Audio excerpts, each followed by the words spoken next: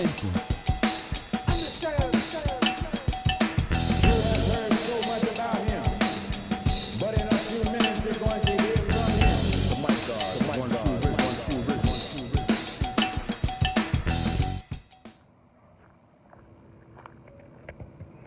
Peace, peace, peaceful morning, beautiful morning.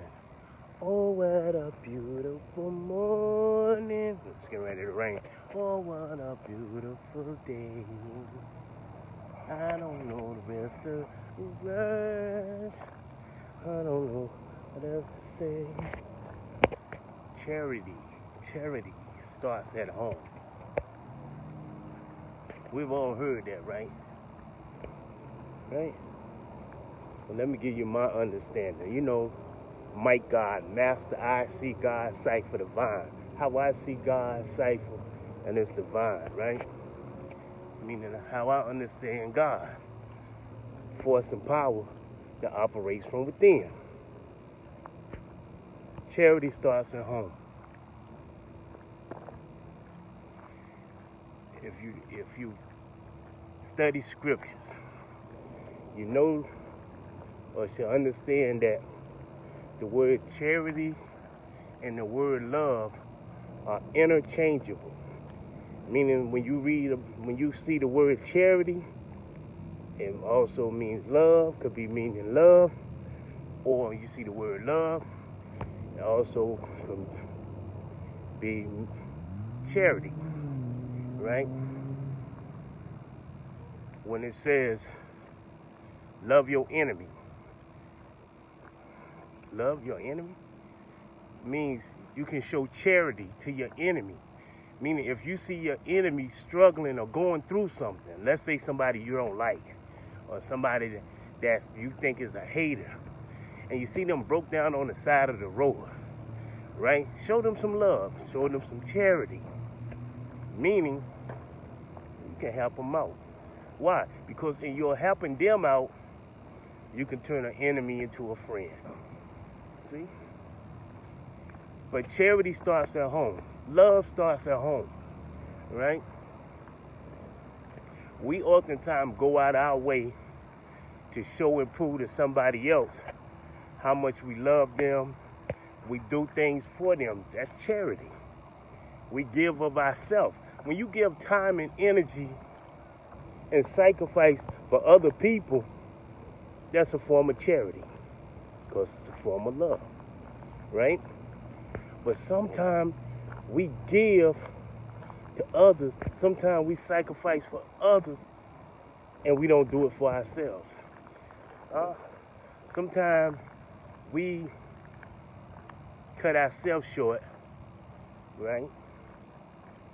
We cut ourselves short, and we don't sacrifice as we should for ourselves like we do for other people. We don't go all out for ourselves like we do for other people. And not understanding that charity starts at home. How can you say you love somebody else and you're not showing yourself that type of love? How are you giving your all to somebody else, but you don't give your all to yourself? Self-preservation is the first law of nature. You got to take care of self first, right? And you got to do for self first. You got to make sure you are good, right? Charity starts at home, right? Your body is your house. El Beit Allah. Your body is the house of God, right? God dwells in you. The kingdom of heaven is within you. So you have to do what it takes to make sure you good, right? You got to make the sacrifices to make sure you are good and you are where you at in your life, or you attaining where you want to be. You're going to accomplish who you want to be in your life. We real good.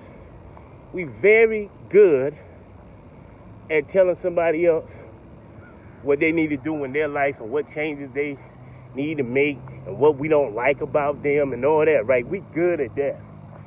But when do we look at ourselves?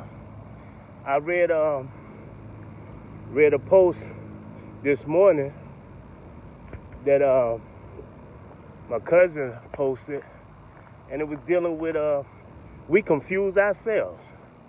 We our own worst enemy. See, we can easily look at somebody else. We can easily observe somebody else's life and critique it and point out what we feel is wrong, what we think is wrong. But when it comes to the self, when it comes to us having to check ourselves, check yourself before you wreck yourself, right?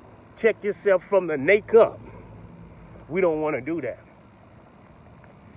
Charity, love, starts at home. It starts with the self. So now we got to point out our weaknesses. We got to point out our shortcomings. We got to point out our flaws. And it's not, we don't point it out to get depressed. We don't point it out to feel bad. We don't point out our weakness, our shortcomings, to get down and out. We point them out with a mindset and a strong will and desire to make the proper changes to who we are. To study the self so that we can be able to build the self. A wise man said, you either building or you destroying. And that's what happened when it comes to yourself. If you're not building yourself, if you don't have a strong will and desire to get you together, to get your life together, then you're destroying yourself. 85% of the way we feel is because we don't see self-value. We don't see self-worth. Or we don't check ourselves to the point where we can make the proper changes so that we can grow and develop and mature in who we are. We think we are mature because of our age. We think maturity comes, our age makes us mature. It doesn't. Our age makes us older.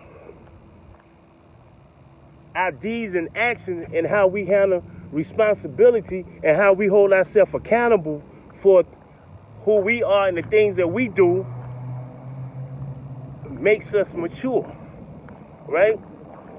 There might be a 16 or 17-year-old young man or woman who is more mature than a 54-year-old, 55, 60-year-old male and female. Why did I call the 16-year-old a man and woman and call the 50 and up male and female? Because male and female are immature men and women.